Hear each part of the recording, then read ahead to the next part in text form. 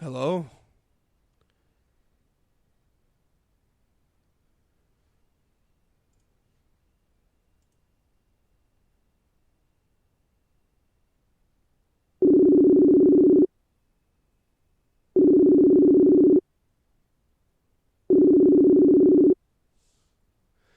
That's ridiculous. In other WWE hiatus notes, according to Pro Wrestling Sheet, Robert Roode and Primo Colon have been suspended by WWE as a result of violating the company.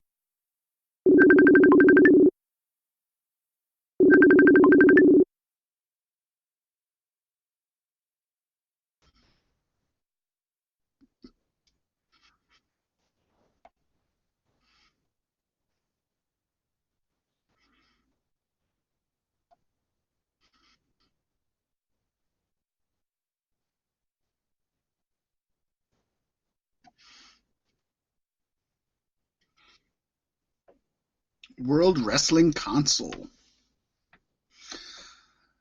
Yeah, it's weird.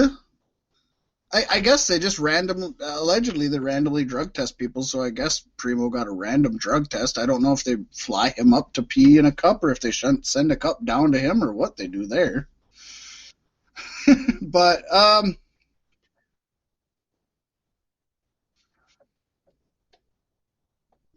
yeah, as we've talked about in the past, marijuana is no longer something that they suspend you for.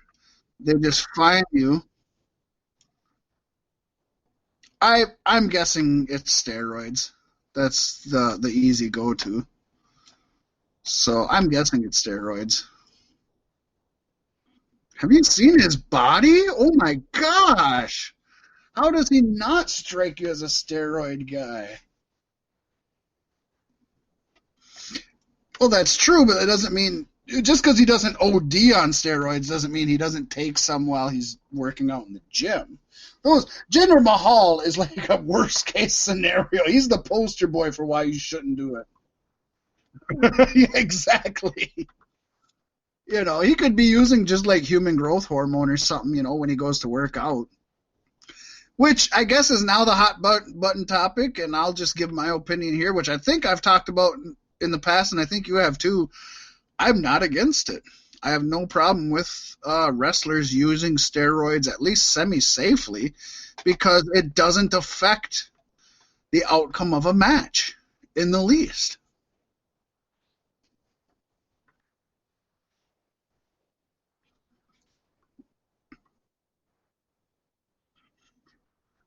Well, look at the only time since the 70s that people cared about baseball was when Mark McGuire was juicing, right? And Jose Canseco was juicing. Nobody else gave a shit.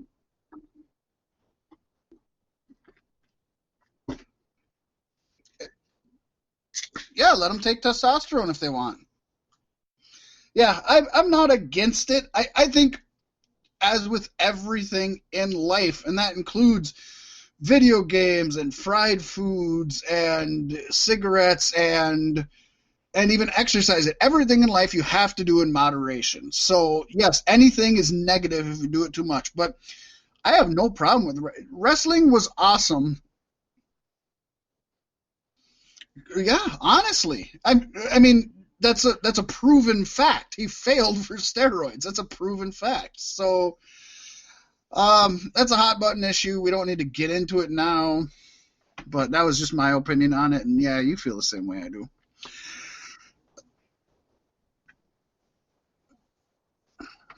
So basically, WWE isn't the only one making moves right now. That had very little to do with steroids and so much to do with just banging his head every fucking day. Or also just being a fucking worthless shithead. Had to have a little bit to do with it, let's be honest. Um, Not a lot. AEW has announced two new additions to their women's division.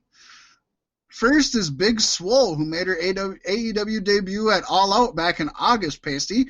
She competed in the Casino Battle Royal during the show and has made several AEW Dark appearances since the show began, although has not been featured on Dynamite. With her not being signed, that makes sense. She is signed now, and Big Swole has also made appearances for WWE as she is married to Cedric Alexander. She competed in the second Mae Young Classic in 2018, where she battled against Zucius in the first round of the tournament in a losing effort. She also competed in a match against Nia Jax during a Raw episode in 2016 as an enhancement talent.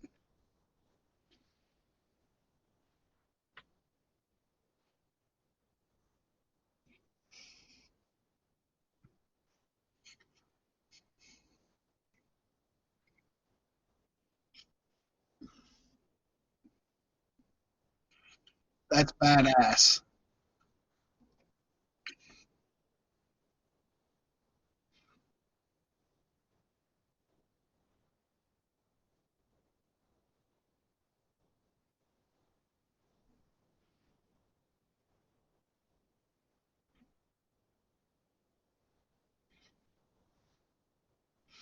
Right, right. It's not like she had one match and then they offered her a contract. She's had multiple matches in the company and they decided to pull the trigger, which is awesome. She deserves it. She's going to be a great asset. I hope 2020 is the year that they do something with their women's division because they've got some of the most talented women out there, and nobody's doing anything except for Kong and Brandy. They got so many great women. I hope this is the year that they actually do something with the women's division.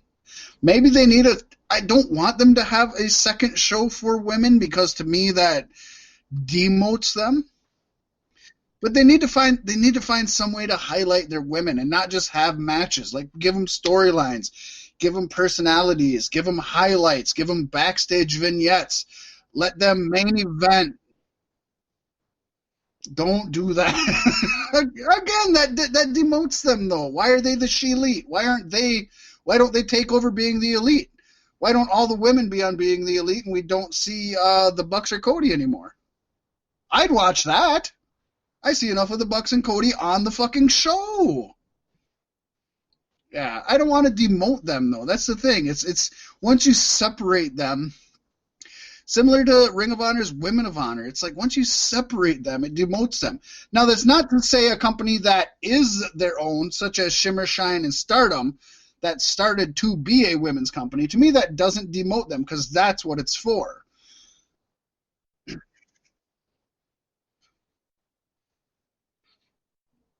Honestly, yeah.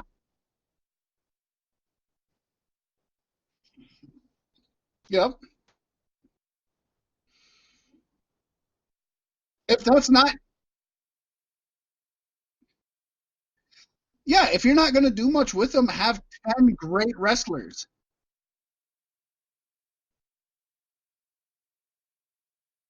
Yep. If you have 10 amazing women wrestlers and you're only going to showcase them once every third show, then do that and make it a big deal when you showcase them and make it amazing women and let them steal the show and give them a main event. Yeah.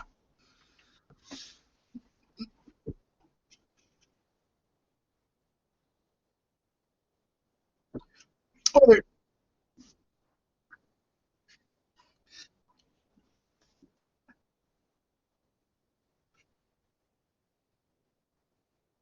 yeah. Yeah, there is no cookie cutter to where you can just say I'm making a wrestling federation. There you go. Obviously that doesn't happen.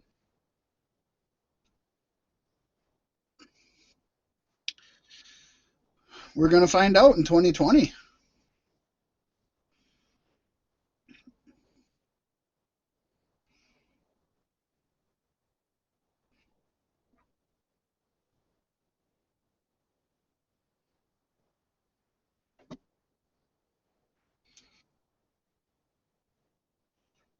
She's been impressive.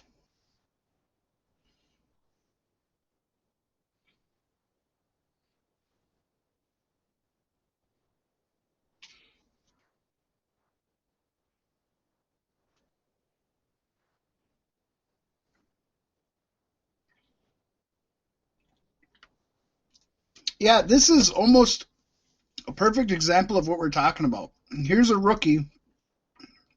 She doesn't have it yet. She's not going to be a main event woman, but she's been super impressive.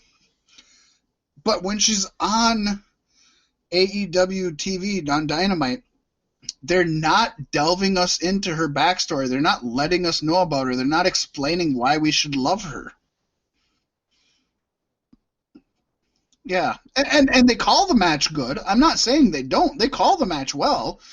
But if I'm watching somebody I don't know, and I'll be the first to say I don't know this Chris Statlander, but I've been impressed. Tell me why I should love her. Tell me why I should tune into AEW to watch her. Because there's somebody watching that show, and it's not the millions and millions, but there's somebody watching that show that she's the only one they liked on that show. And explain to that person why they should tune in next week for her, or tune in next week for the continuation, or tune in next week to watch something else that they like that's similar to her. I don't know. It's not an easy job being the announcer, I will say that.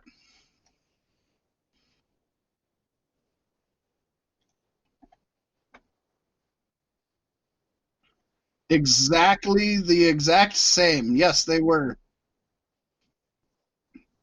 It was right.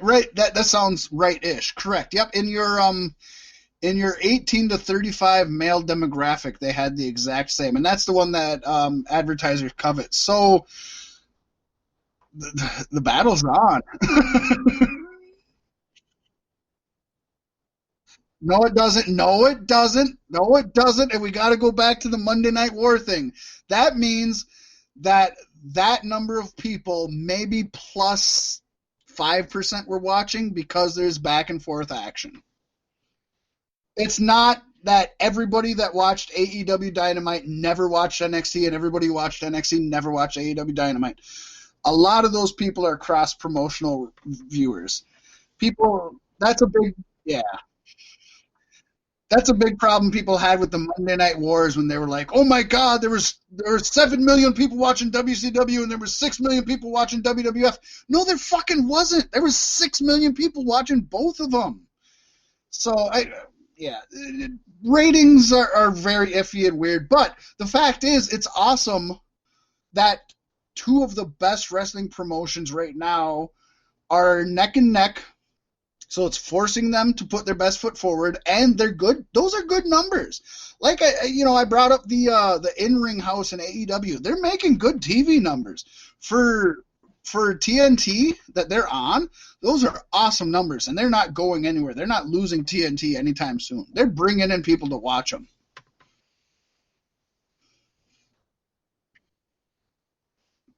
Go for it, buddy.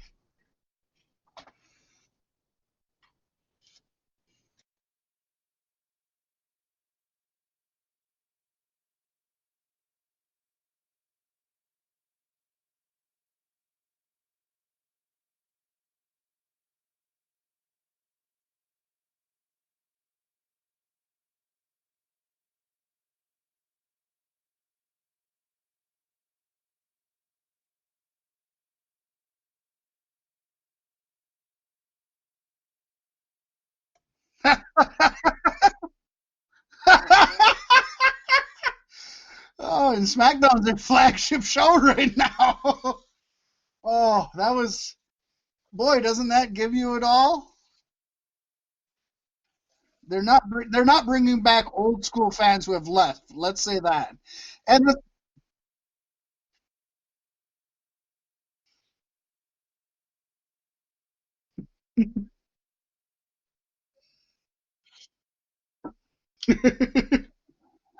yeah, and yes, obviously your grandfather is not the demographic they're shooting for, but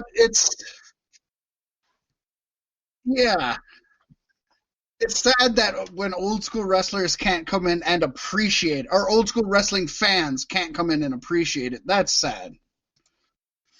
There should be a good mix. Oh, I like that. And